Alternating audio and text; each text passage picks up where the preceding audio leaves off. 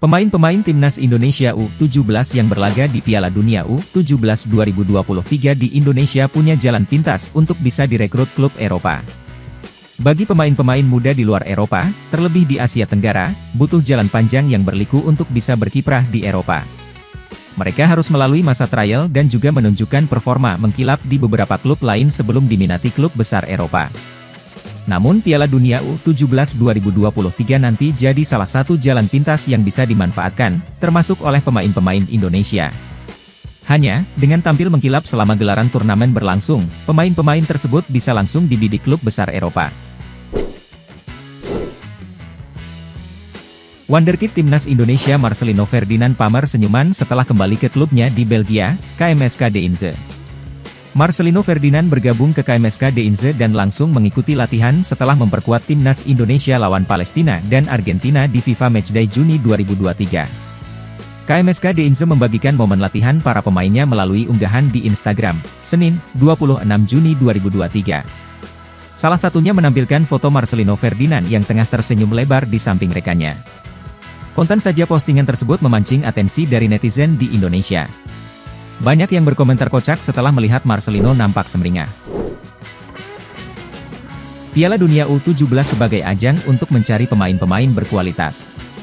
Dengan banyaknya pemandu bakat yang hadir, otomatis peluang pemain-pemain muda dari berbagai negara untuk direkrut makin besar. Contoh pemain yang direkrut setelah mengkilap di Piala Dunia U17 adalah Carlos Vela.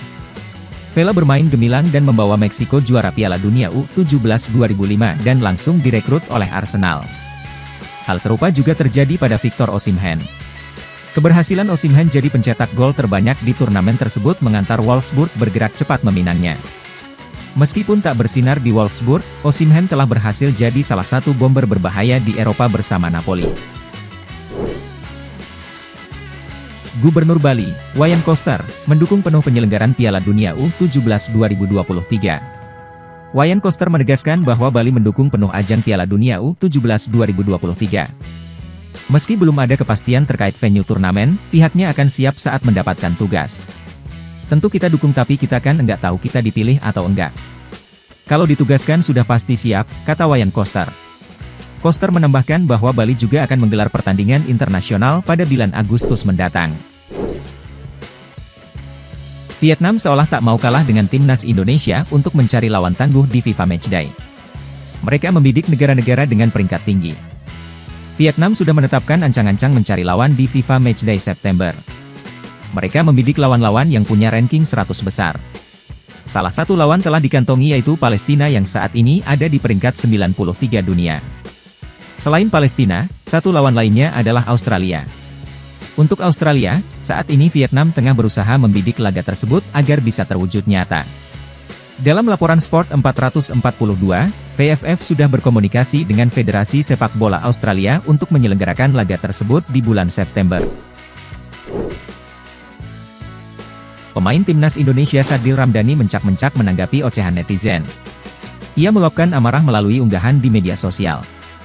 Dalam unggahan di Instagram, pemain Sabah FC itu menyampaikan rasa kesalnya melalui tulisan panjang. Ia menanggapi ragam komentar netizen pada sebuah video cuplikan golnya ke gawang Kelantan United dalam pertandingan Liga Super Malaysia, Senin 26 Juni lalu. Halo, sebenarnya saya tidak mau membalas komentar yang selalu ingin menjatuhkan mental saya. Tapi hari ini saya sedikit ada pembelaan buat diri saya sendiri, tulis Sadil di Instagram. Sadil Ramdhani jengah terus-menerus dibandingkan oleh publik soal performa di Timnas Indonesia dan di Sabah FC. Menurutnya, perbedaan jam terbang turut mempengaruhi kualitas permainan di lapangan. Pemain asal Raha, Sulawesi Tenggara, itu juga marah karena publik menganggap enteng sepak bola Malaysia. Sadil mengatakan Liga Sepak Bola Negeri Jiran punya tantangan yang berbeda dibandingkan Indonesia. Dan yang terakhir kalian bilang main di Liga Malaysia biasa saja? Sudah berapa orang yang pulang dan tidak sanggup main di sini karena tuntutan dan segala macam, ujarnya. Di Liga Super Malaysia 2023, sejauh ini Sadil sudah tampil dalam 10 pertandingan.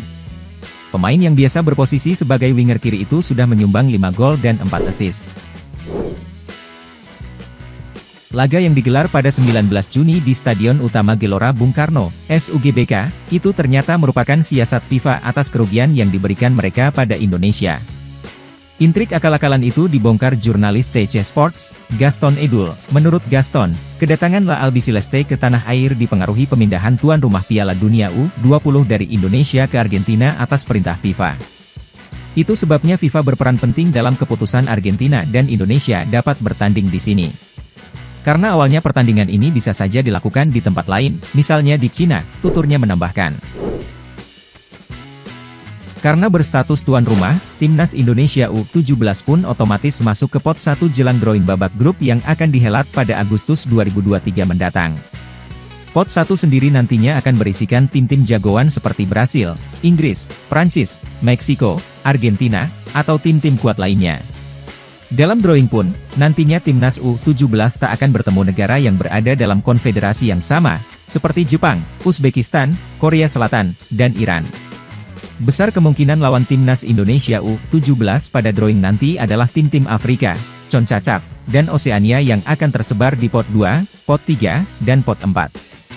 Jika mendapat grup dan lawan yang mudah, peluang Timnas Indonesia U17 untuk lolos dari fase grup dan melangkah ke babak gugur yakni babak 16 besar. Bek Timnas Indonesia, Pratama Arhan secara mengejutkan mengalami penurunan nilai pasar setelah gabung Tokyo Verdy. Parahnya, nilainya turun hingga miliaran rupiah. Melansir dari data Transfermarkt, Arhan mencapai harga pasaran tertinggi sepanjang karirnya dengan nominal 5,65 miliar rupiah saat masih berseragam PSIS Semarang.